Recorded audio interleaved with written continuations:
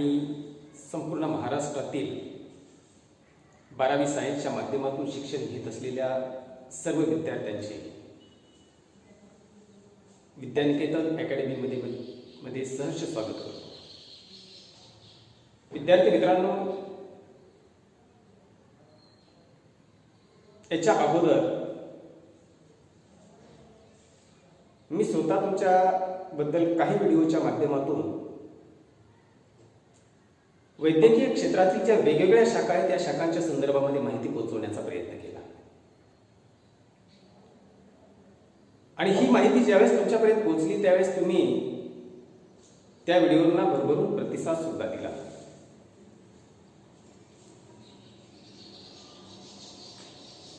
परंतु बऱ्याच व्हिडिओच्या माध्यमातून तुम्हीच 12वी सायन्सच्या विद्यार्थ्यांनी काही कमेंट्स करून पशु वैद्यकीय क्षेत्राबद्दलची माहिती आम्हाला मिळावी अशी अपेक्षा केली आणि तुमच्या या अपेक्षेचा विचार करून आज मी या ठिकाणी पशु वैद्यकीय क्षेत्रातील करिअरच्या संदर्भामध्ये अतिशय सुंदर अशी माहिती तुमच्यापर्यंत पोहोचवण्याचा प्रयत्न करतो. बाळांनो, हे करिअर थोडंसं हटकर आहे, वेगळं आहे आणि जे विद्यार्थी 12वी सायन्सच्या माध्यमातून स्वतःला रन करत आहेत अशा विद्यार्थ्यांकडून हे दुर्लक्षित झालेलं क्षेत्र आहे. कारण काय होत असतं की माणसाचा डॉक्टर व्हायचं म्हटलं की त्या ठिकाणी अभिमानाने छाती पुढे येते, परंतु त्याच ठिकाणी जर जनावरांचा डॉक्टर व्हायचं म्हटलं तर थोडंसं आम्हाला वेगळं वाटतं. त्याच्यामध्ये थोडासा आम्हाला आमचा स्वतःचा कमीपणा वाटतो आणि म्हणून बऱ्याच वेळा 12वी सायन्सचे विद्यार्थी या क्षेत्राकडे दुर्लक्षित आहेत, दुर्लक्ष करत आहेत. परंतु विद्यार्थी मित्रांनो, मी या ठिकाणी तुम्हाला आवर्जून एक गोष्ट सांगायला विसरणार नाही. ज्या पद्धतीनं मेडिकल क्षेत्रातील MBBS असेल, BDS असेल, BAMS असेल, BHMS असेल, पॅरामेडिकल कोर्सेस असतील, BOTH असेल, BPTH असेल, BASLP असेल किंवा BSc नर्सिंग सारखे कोर्सेस असतील, हे मेडिकल क्षेत्रातील कोणतेही कोर्सेस असू द्या की जे कोर्स केल्यानंतर तुम्हाला डॉक्टर ही उपाधी मिळते आणि त्यामधून तुम्हाला मानवजातीची सेवा करण्याची संधी मिळते. परंतु बाळांनो, याच कोर्सेस बरोबर ज्या कोर्सेसला आज समाजामध्ये अनन्यसाधारण महत्त्व प्राप्त झालेलं आहे आणि ते क्षेत्र म्हणजे पशु वैद्यकीय क्षेत्र. कारण कुणाला काय आवडेल हे कधीही सांगता येत नाही. प्रत्येकाची आवड वेगवेगळी असते. काही लोकांना मानवजातीची सेवा करण्याची आवड आहे, तर त्याच्याही पेक्षा काही विद्यार्थी असे असतात की त्यांच्या मनामध्ये प्राण्यांविषयीची आपुलकी, प्राण्यांविषयीचं प्रेम हे अफाट मोठ्या प्रमाणावर असतं आणि म्हणून त्या विद्यार्थ्यांना या पशुवैद्यकीय क्षेत्रामध्ये आपण एक वेगळ्या प्रकारचं करिअर करून दाखवलं पाहिजे अशा प्रकारची भावना निर्माण होते. आणि म्हणून आज मी या व्हिडिओच्या माध्यमातून पशुवैद्यकीय क्षेत्रातील करिअरच्या असणाऱ्या वेगवेगळ्या प्रकारच्या संधी, हा कोर्स कशा स्वरूपात, कशा पद्धतीने आपल्याला करता येतो, याच्यासाठी पात्रता काय आहे, विषय कोणते लागतात, 12वी मध्ये आपल्याला मार्क्स किती मिळाले पाहिजे, त्यानंतर याच्यासाठी असणारे आपल्या महाराष्ट्र राज्यातील कॉलेजेस, त्याचा कोटा, टोटल इनटेक, त्याचं रिझर्वेशन, कॉलेजमध्ये असणारी फीस, या सगळ्या गोष्टी तुमच्यापर्यंत पोहोचल्याच्या नंतर तुमचा एक आत्मविश्वास वाढेल आणि तुमच्या मनातून तुम्ही या क्षेत्राकडे वळण्याचा खरोखर एक प्रामाणिक प्रयत्न करा. बाळांनो, तसं पाहिलं तर आपण मेडिकल क्षेत्रातील BAMS असेल, BHMS असेल किंवा BUMS असेल, या क्षेत्राची तुलना कधीही आपण पशुवैद्यकीय क्षेत्राबरोबर करू शकत नाही. हे त्याच्यापेक्षा श्रेष्ठ असणारं क्षेत्र आहे, लक्षात ठेवा. कारण याच्यामध्ये करिअरच्या खूप मोठ्या संधी आहेत आणि शेवटी करिअरची असणाऱ्या जी संधी आहेत त्या संधी सुद्धा मी तुमच्यापर्यंत पोहोचवणार आहे. आज आपण पाहतोय की या कोर्सला सुद्धा आपल्या केंद्र सरकारने नीटच्या अंडर आणलेला आहे.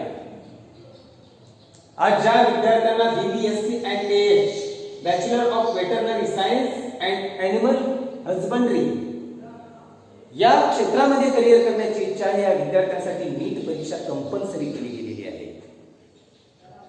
आणि जर तुम्ही नीट परीक्षा दिली तर नीट मध्ये मिळालेल्या मार्कांच्या आधारेच तुम्हाला प्रवेश फेऱ्यांच्या माध्यमातूनच या ठिकाणी प्रवेश मिळवता येतो. म्हणजे याचं जे महत्व आहे, महत्व या ठिकाणी प्रस्थापित झालेलं आहे.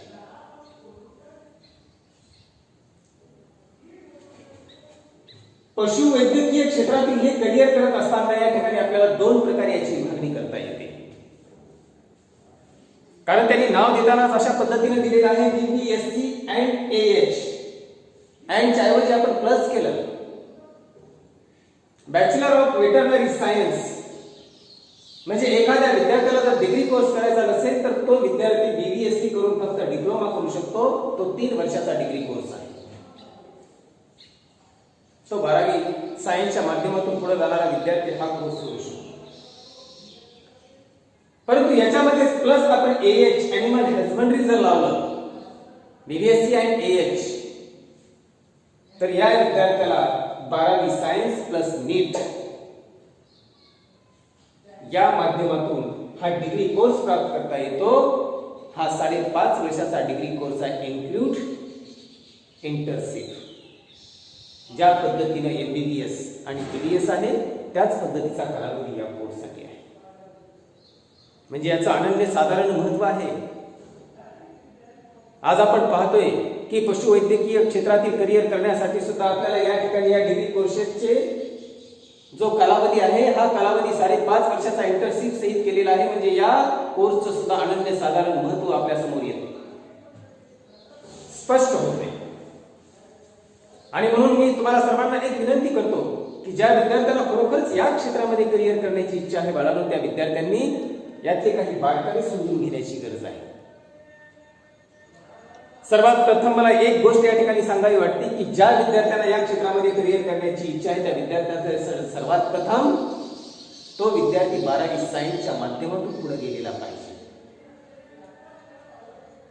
म्हणजे त्याच्यासाठी 11वी आणि 12वी सायन्स हे महत्वाचं आहे. म्हणजे सायन्स शाखेच्या माध्यमातून पुढे गेलेला विद्यार्थी पाहिजे. त्यानंतरची या ठिकाणी दुसरी असणारी अट आहे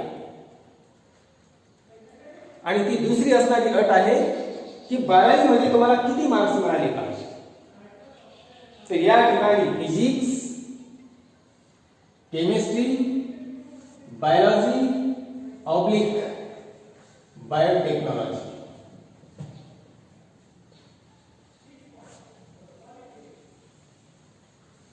प्लस इंग्लिश हे विषय अतिशय महत्वाचे आहेत.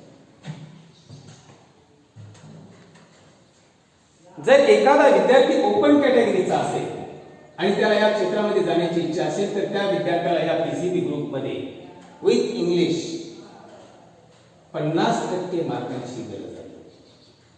एवढे मार्क्स त्या विद्यार्थ्याने मिळवले पाहिजे.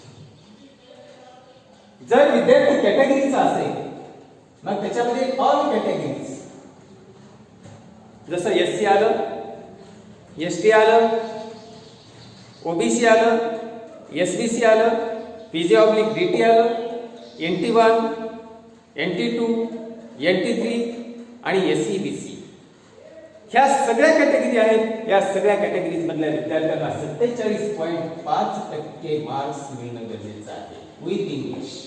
PCB विथ इंग्लिश, इंग्लिश सह एवढे मार्क्स मिळवले म्हणजे तुम्ही इलिजिबल झालात. पहिली पायरी तुम्ही पूर्ण केली.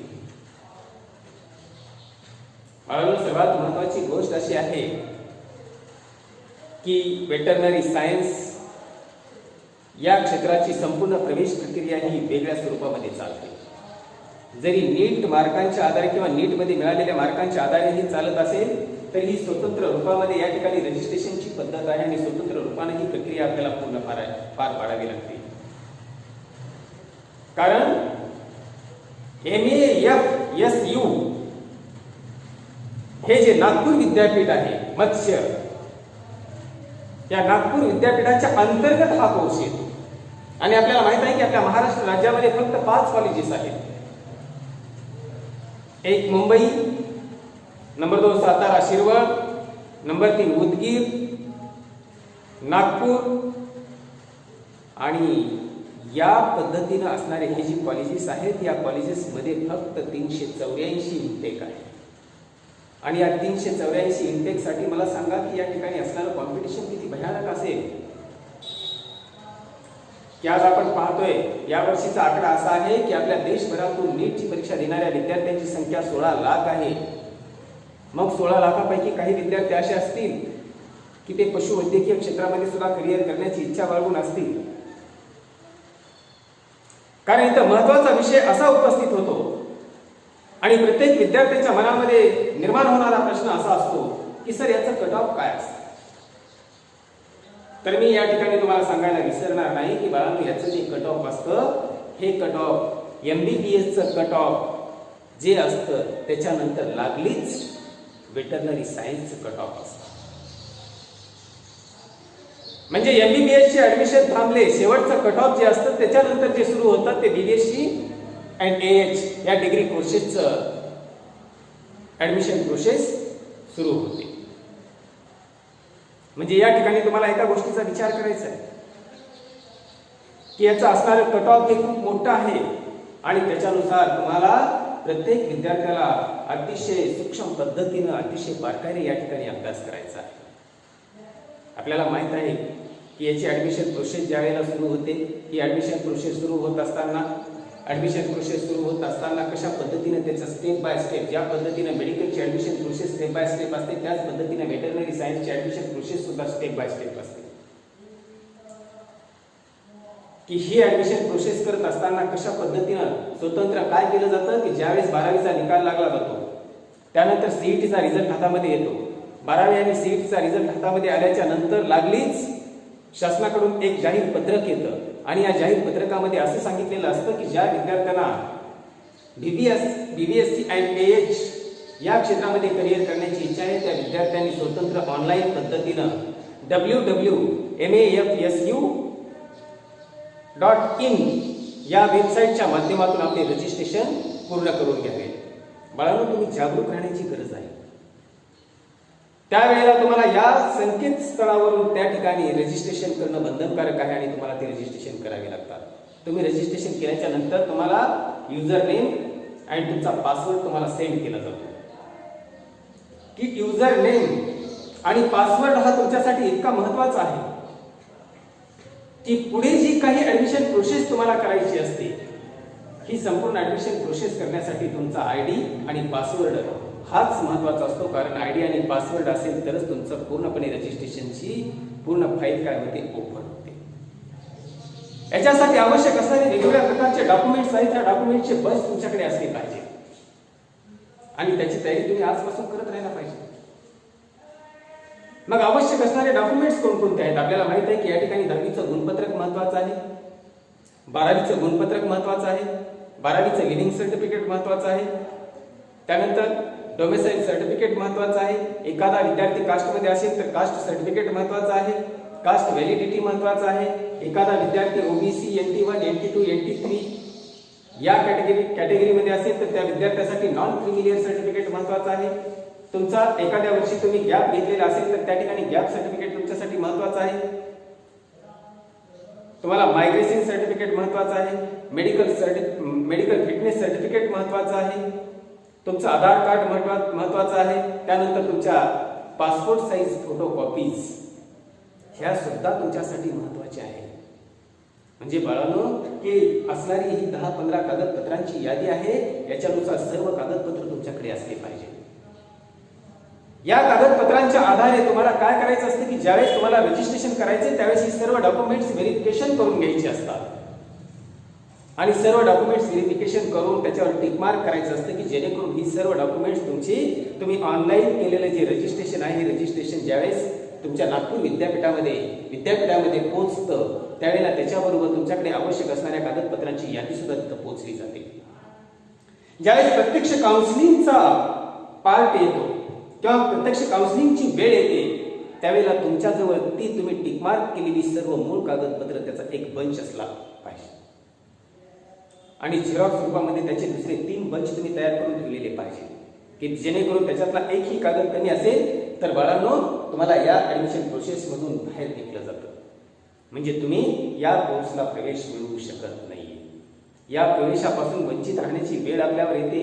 त्यामुळे आजच तुम्ही जागच राहिलं पाहिजे. महत्वाची गोष्ट अशी आहे की याच्यामध्ये रिझर्वेशन सुद्धा डिक्लेअर केलेला आहे. जसं आपण पाहतोय की जरी समजा 384 जागा असतील तरी याच्यामध्ये 50% रिझर्वेशन कोटा आहे. 34% ओपन कॅटेगरी वाल्यासाठी विद्यार्थ्यांसाठी राखीव जागा आहे. त्यानंतर आपल्याला याच्या पुढेही माहित आहे की तुमच्याकडे ऍग्रिकल्चरचा दाखला असेल तर तुम्हाला त्या ठिकाणी राखीव जागा आहे आणि तो दाखला कधीचा असला पाहिजे त्याच्यामध्ये वडिलांचं आणि विद्यार्थ्याचं नाव असलं पाहिजे आणि चालू शैक्षणिक वर्षाचा समजा आता तुम्ही 2020-21 साठी प्रवेश घेताय तर या वर्षीचा तुम्ही दाखला काढलेला पाहिजे आणि त्याच्यावर वडिलांचं आणि विद्यार्थ्याचं नाव आजोबाचं नाव असलं तरी चालतं. हा दाखला तुमच्याकडे असणं गरजेचं आहे. तुम्ही फ्रीडम फायटर आहे तर जिल्हा सैनिक अधिकारी जे असतात त्या जिल्हा सैनिक अधिकाऱ्याकडून फ्रीडम फायटरचा दाखला काढलेला पाहिजे. तुम्ही जर प्रकल्पग्रस्त असाल, भूकंपग्रस्त असाल किंवा एखाद्या ठिकाणी प्रकल्पग्रस्त असाल तर अशा वेळेला तो दाखला जिल्हा अधिकाऱ्याकडून तुम्ही तो दाखला काढून ठेवलेला, प्रकल्प अधिकाऱ्याकडून तो दाखला काढून ठेवलेला पाहिजे की जेणेकरून माझा सांगण्याचा उद्देश असा आहे की याच्यामध्ये काही सीट ह्या रिझर्व्ह असतात आणि त्या रिझर्व्ह सीटवर आपण काय करू शकतो, या ठिकाणी आपला हक्क दाखवू शकतो. आपल्याला त्या सीट मिळवण्यामध्ये एक चान्स, एक संधी उपलब्ध होते. म्हणून विद्यार्थ्यांनी हे दाखले सुद्धा काढून ठेवले पाहिजे. बाळांनो, ज्या पद्धतीनं मेडिकलची ऍडमिशन प्रोसेस ही 2 स्तरावर चालते त्याच पद्धतीने ही ऍडमिशन प्रोसेस सुद्धा 2 स्तरावर चालते. कारण नीटच्या अंडर ज्यावेळेस प्रवेश दिले जातात त्यावेळेस याच्यामध्ये 15% आणि 85% अशा 2 विभागामध्ये याची विभागणी केली जाते. 15% जागा ही नॅशनल लेवलच्या मेरिट यादीनुसार भरल्या जातात तर 85% जागा ह्या स्टेट लेवलच्या मेरिट यादीनुसार भरल्या जातात. आणि म्हणून प्रत्येक विद्यार्थ्यांना नॅशनल यादीमध्ये जर त्याला समावेश व्हायचा असेल तर त्या पद्धतीने त्यानं जागरूक राहून ते जाहीर पत्रक आल्याच्या नंतर आपण नॅशनल मेरिट यादीमध्ये सुद्धा जायला हरकत नाही. आणि दुसरी बाब अशी आहे की जर आपल्याला आपल्या स्टेटमधलंच एखादं कॉलेज मिळवायचं असेल तर स्टेटमध्ये जर समजा www तुम्हाला NAFSU.in ही जी वेबसाईट सांगितलेली आहे या वेबसाईटवर लक्ष ठेवून त्याच्यामध्ये आलेलं ते माहिती पत्रक संपूर्णपणे व्यवस्थित वाचून वेळोवेळी बदललेले नियम असतील, वेळोवेळी बदललेले काही त्याच्यामध्ये काही नियम असतील, हे सर्व नियम वाचून त्या नियमाला बांधील राहून तुम्हाला त्या ऍडमिशन प्रोसेसमध्ये सहभागी व्हायचंय आणि ती ऍडमिशन प्रोसेस तुम्हाला कंप्लीट करून घ्यायची. जर तुम्हाला याच्यामध्ये प्रवेश मिळवायचा असेल तर तुमच्या मनामध्ये सर्वात मोठी जिद्द आणि तुमच्या मनामध्ये आवड असणं गरजेचं आहे. कारण तुमच्या मनामध्ये जर आपल्याला प्राण्यांविषयीची आवड असेल तर तेच विद्यार्थी या क्षेत्रामध्ये जाण्यासाठी इच्छुक असतील.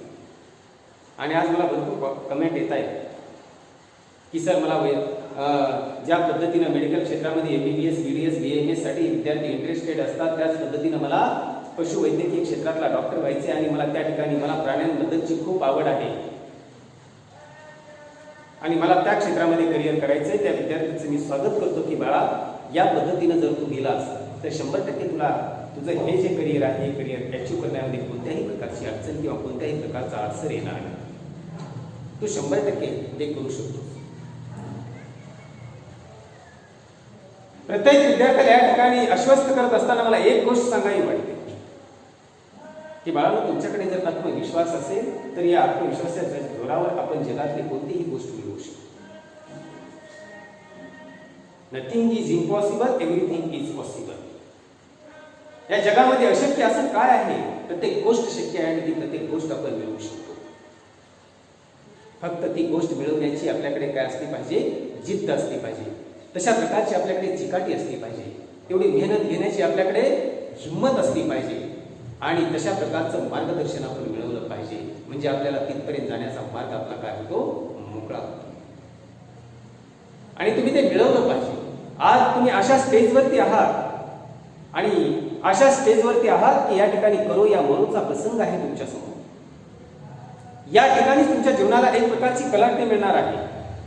जर तुम्ही इथं मागे पडला, आपण करू बघू, कोणाचं तरी चुकीचं मार्गदर्शन घेतलं, मग याच्यामध्ये काही खरं नाही, अशा पद्धतीने काहीतरी टाळाटाळीची उत्तरं आपण देत राहिलो आणि स्वतःला आपण या करिअर पासून वंचित करत राहिलो, तर बाळांनो आपण आयुष्यामध्ये काहीही करू शकत नाहीये. मला असं वाटतंय की तुम्ही मनामध्ये ठरवलेलं तुमचं ध्येय पूर्ण करण्यासाठी तुम्ही असं काहीतरी केलं पाहिजे बाळांनो की तुमचं नाव झालं पाहिजे. आणि नाव असं करावं की नाव घेताच तुमचं कोणत्याही ठिकाणी काम झालं पाहिजे. या पद्धतीने जर तुम्ही वागलात तर जीवनामध्ये तुम्हाला काही कमी पडणार नाही. अभिमानाने छाती ठोकपणे आपल्या आई वडिलांना आपल्याबद्दल सांगता आलं पाहिजे की हा माझा मुलगा आहे आणि हा वैद्यकीय क्षेत्रामध्ये डॉक्टर आहे, ही माझी मुलगी आहे, ही इंजिनिअरिंग क्षेत्रामध्ये इंजिनियर आहे. बाळांनो, ते प्रसंग आठवा की ज्या दिवशी आपण छोटे होतो त्यावेळेला आपल्या आईवडिलांनी पाहिलेलं स्वप्न साकार करण्याचं वर्ष म्हणून आपण 12वीच्या वर्षाकडे पाहतो. आणि या ठिकाणी जर तुम्ही ढिले पडलात, या ठिकाणी जर तुम्ही आळशी बनलात, या ठिकाणी जर तुम्ही तुमच्या करिअरला दुर्लक्षित केलं, तर तुमच्या आईवडिलांच्या स्वप्नांवर तुम्ही पाणी फिरलं, त्याचा अर्थ अगदी स्पष्ट. म्हणून या ठिकाणी अतिशय काळजीपूर्वक या क्षेत्रामध्ये जात असताना याच्या करिअरच्या संधी खूप मोठ्या प्रमाणावर उपलब्ध आहे. बाळांनो, ज्या विद्यार्थ्याला खरोखरच प्राण्यांबद्दलची आवड आहे आणि या क्षेत्रामध्ये करिअर करण्याची इच्छा, त्या विद्यार्थ्यांसाठी करिअरच्या अनेक अनंत संधी आहेत. जर तुम्ही या क्षेत्रातली डिग्री मिळवली आणि डिग्री मिळवून बाहेर पडलात, तर सर्वात प्रथम तुम्हाला गव्हर्नमेंट जॉब ही सर्वात मोठी संधी आहे. तुम्ही जिल्हा पशु चिकित्सक म्हणून रुजू होऊ शकता, ही पहिली संधी आहे. नंबर 2 ला तुम्हाला सैनिक क्षेत्रामध्ये जाण्याची संधी आहे. तुम्हाला सैनिक क्षेत्रामध्ये कसं काय तर त्या ठिकाणी सुद्धा घोडे, इतर प्राणी मोठ्या प्रमाणावर असतात. त्यांची देखभाल करणं, त्यांना सांभाळण्याचं काम, त्यांना ट्रीटमेंट करण्याचं काम हे सुद्धा कोणाकडून केलं जातं तर पशुवैद्यकीय अधिकाऱ्याकडून केलं जातं. आणि त्या ठिकाणी त्याला गव्हर्नमेंट जॉब दिला जातो. मोठ्या प्रमाणावर मोठ्या पगाराच्या नोकऱ्या त्यामध्ये त्या ठिकाणी मिळतात. त्यानंतर दुग्ध व्यवसाय, कुक्कुट पालनासारखा व्यवसाय, शेळी पालनासारखा व्यवसाय, या क्षेत्रामध्ये सुद्धा तुम्ही इंटरेस्ट दाखवू शकता. स्वतःचा व्यवसाय उभा करू शकता तुम्ही. नोकरी करत करत स्वतःचे छोटे छोटे व्यवसाय सुद्धा तुम्हाला करण्याची संधी या क्षेत्रातून. त्यानंतर पशुखाद्याचे मोठे मोठे कारखाने आहेत, त्या कारखान्यामध्ये तुम्ही एक्झिक्युटिव्ह मॅनेजर म्हणून, त्या ठिकाणी व्यवस्थापक म्हणून, व्यवस्थापक मॅनेजर म्हणून, प्रोडक्शन मॅनेजर म्हणून या महत्वाच्या संधी सुद्धा तुम्हाला उपलब्ध आहे. त्यानंतर आपण पाहतोय की आपल्याकडे प्राण्यांची मोठ्या प्रमाणावर, पाळीव प्राण्यांची मोठ्या प्रमाणावर संख्या आहे. गायी असतील, म्हशी असतील, बैल असतील, वेगवेगळ्या प्रकारची जनावरं आहेत. आज कुत्र्यांचा शोध सुद्धा खूप मोठ्या प्रमाणावर लोकांना लागलेला आहे. वेगवेगळ्या प्रकारचे डॉग्स पाळण्याची एक प्रथा निर्माण झालेली आहे. आणि या प्राण्यांची देखभाल करण्यासाठी सुद्धा मोठ्या प्रमाणावर पशुवैद्यकीय अधिकाऱ्यांचा या ठिकाणी वापर करावा लागतो. त्याचा आधार घ्यावा लागतो, त्याच्याकडून ट्रीटमेंट घ्यावी लागते. त्यावेळेला त्यांचं स्वास्थ्य अबाधित राहतं. आणि म्हणून हे सुद्धा या ठिकाणी प्राण्यांवर उपचार करण्यासाठी सुद्धा या ठिकाणी तुमची भूमिका अतिशय महत्वाची आहे. त्यानंतर संकरित जातीची पैदास. आज आपण पाहतोय की कुत्रे हे फक्त आपल्याला रस्त्यावरून फिरणारे कुत्रे पाहायला मिळत होते. आज आपण पाहतोय की पाळीव प्राणी, वाघासारखे कुत्रे आपल्याला मोठे मोठे 4-4, 5-5 फुटापर्यंतचे उंच, मोठे मोठे जबडे असणारे, वेगवेगळ्या प्रकारचे केसाळ, अशा वेगवेगळ्या जातीची कुत्रे आपल्याला पाहायला मिळतात. वेगवेगळ्या जातीच्या संकरित म्हशी आपल्याला पाहायला मिळतात. वेगवेगळ्या प्रकारच्या गायी, ज्या 20-20 लिटर, 25-25 लिटर दूध देतात, अशा प्रकारच्या गायी आपल्याला पाहायला मिळतात. म्हणजे प्राण्यांमध्ये सुद्धा संकरित जाती तयार करण्याचं काम हे सुद्धा कुणी केलेलं आहे. तर या ठिकाणी ज्या लोकांनी पशुवैद्यकीय क्षेत्रातील पदवी घेऊन पुढे PhD करून त्याच्यावर संशोधन करण्याचं काम चालू ठेवलं, बाळांनो, त्यांनी खूप मोठ्या प्रमाणावर या संकरित जातीची पैदास करण्याचं काम सुद्धा केलेलं आहे. संशोधन हा अतिशय महत्वाचा पार्ट आहे. एक शास्त्रज्ञ सुद्धा या क्षेत्रामध्ये एक शास्त्रज्ञ बनण्याची संधी आहे तुम्हाला. प्राण्यांचे वेगवेगळ्या प्रकारचे आजार असतील, त्याच्यावरील लसी असतील, त्याच्यावर वेगवेगळ्या प्रकारचे औषधोपचार असतील, याचं संशोधन करण्याचं काम सुद्धा या क्षेत्रातून करण्याची संधी उपलब्ध होते. त्यानंतर USA सारखे देश, कॅनडा सारखे देश, ह्या बाहेरच्या देशामध्ये ऑस्ट्रेलिया सारखे देश, रशिया सारखे देश, जर्मनी सारखे देश, अशा देशांमध्ये सुद्धा पशुवैद्यकीयची डिग्री घेतलेल्या तरुणांना खूप मोठ्या प्रमाणावर मागणी आहे. आज आपण पाहतोय की जेवढ्या प्रमाणामध्ये मागणी आहे तेवढ्या प्रमाणामध्ये पुरवठा आपल्याकडून होत नाहीये. याच्यामध्ये खूप मोठं अंतर आहे आणि हे अंतर भरून निघणं शक्य नाही. कारण कसं आहे की आज आपण पाहतोय की ज्यावेळेस जगावर कोणतं एखादं मोठं संकट येतं त्यावेळेस आपलं सरकार जागं होतं आणि मग सरकार त्या क्षेत्रामध्ये उच्च प्रतीची पावलं उचलायला सुरुवात करतात. मग त्याच्यामधले त्या क्षेत्रातील जागा वाढवणं, त्या क्षेत्रातील भरती वाढवणं, त्या क्षेत्रामधल्या डिग्र्या मोठ्या प्रमाणावर देण्याचं काम सुरू होतं. त्याच पद्धतीनं आज आपण पाहतोय की प्राण्यांची संख्या सुद्धा खूप मोठ्या प्रमाणावर वाढलेली आहे आणि म्हणून आज आपल्याला या ठिकाणी ही काळाची गरज आहे की एक पशूंची सेवा करण्यासाठी पशूंची आवड असणारा एक चांगल्या प्रतीचा, उच्च प्रतीचा डॉक्टर तयार होऊन त्यानं मुख्या जनावरांची सेवा सुद्धा अविरतपणे करत राहिलं पाहिजे. बाळांनो, ही सेवा हे तर एक पुण्याचं काम आहेच आहे, त्याच्याबरोबर अर्थार्जन ही सुद्धा गोष्ट आपली पूर्ण होते. त्यामुळे या क्षेत्रामध्ये आवड असणाऱ्या विद्यार्थ्यांचं मी नक्कीच विद्यानिकेतन ग्रुपच्या वतीनं स्वागत करतो आणि या क्षेत्रामध्ये जाण्यासाठी त्या विद्यार्थ्याला आवश्यक तेवढी मदत, जे काही आमचं सहकार्य लागतंय त्या पद्धतीने आम्ही सहकार्य करून त्या विद्यार्थ्याला तिथपर्यंत पोहोचवून या मुख्या जनावरांची सेवा करण्याची संधी उपलब्ध करून देण्याचं काम नक्कीच आम्ही भविष्यामध्ये करू. एवढं बोलून मी या ठिकाणी थांबतो. तुम्हाला सर्वांना या क्षेत्रातील करिअरसाठी माझ्याकडून हार्दिक शुभेच्छा देतो आणि या ठिकाणी